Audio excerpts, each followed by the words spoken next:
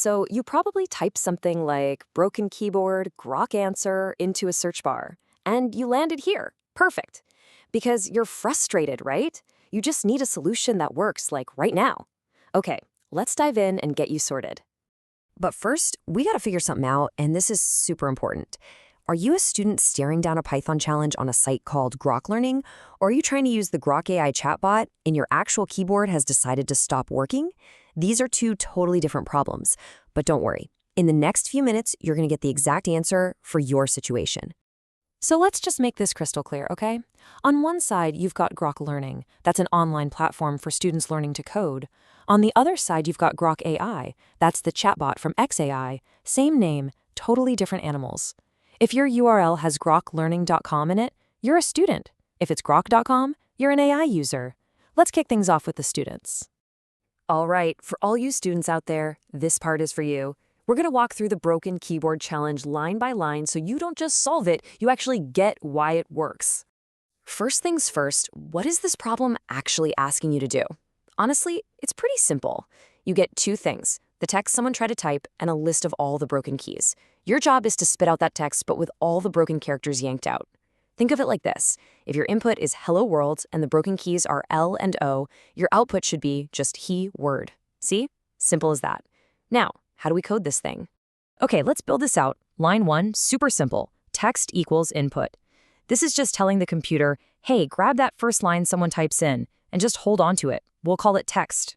Line 2 is almost the same thing. Broken equals input.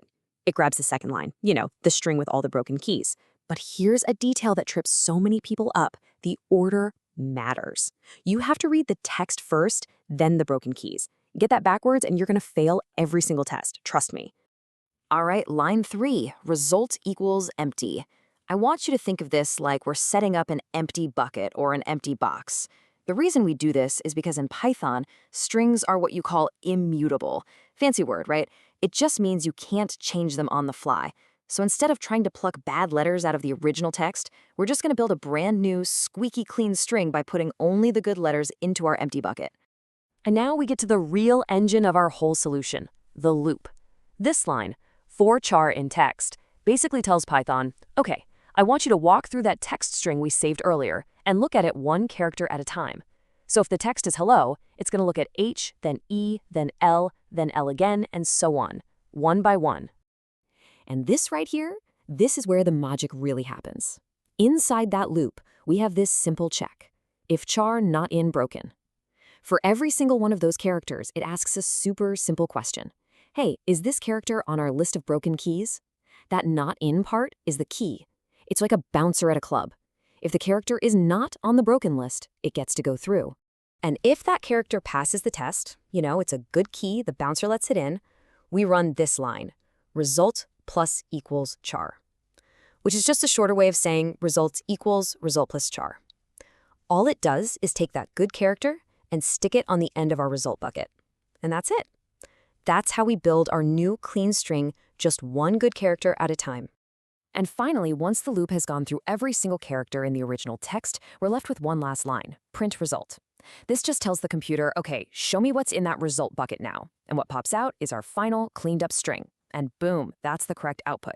So you might be wondering, why does my code pass some tests but fail others? It's almost always one of these 4 tricky situations, these edge cases.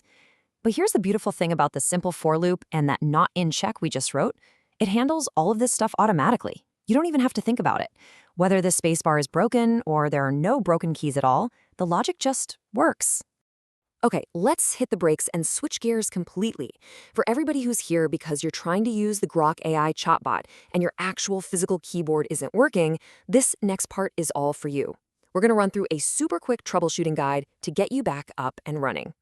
All right, before you do anything else, I need you to do this one simple test. Seriously, it'll save you so much time. Open up Notepad or any basic text editor and just try to type. If it works there but not in Grok, then the problem is your browser or the website. But if it doesn't work in Notepad either, well, then your keyboard hardware is probably the culprit. See? That one test instantly tells you where the problem is. Okay, so let's say your keyboard does work in Notepad. Here are the 4 fastest fixes, and I want you to try them in this order. Number 1, literally just click inside the Grok text box. Sometimes it just loses focus. Number 2, Do a hard refresh. That's Control-Shift-R. It forces the page to reload completely.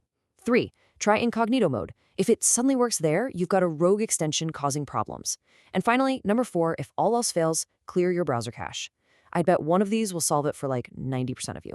But what if the notepad test failed? What if your keyboard is actually broken?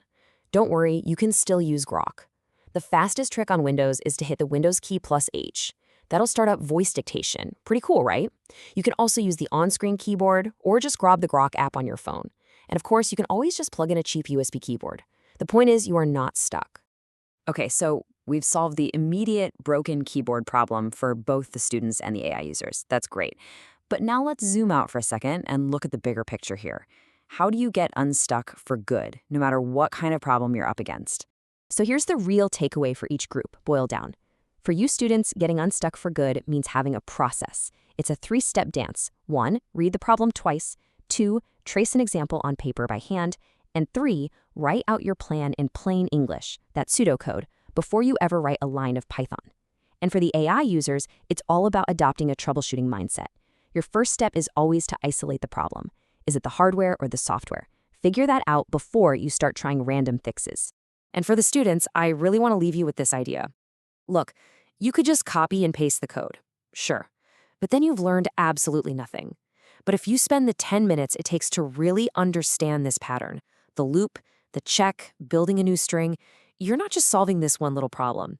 You're giving yourself the tool to solve the next 5 challenges and the 10 after that. That's the real win here. And that kind of brings us to a final, bigger thought. I mean, an AI like Grok can spit out the code for this broken keyboard problem in, 2 seconds? So as these tools get more and more powerful, what does that mean for us? What's the most important skill we should be learning instead? Is it about breaking down problems? Or maybe it's about learning how to ask the perfect question. It's definitely something to think about.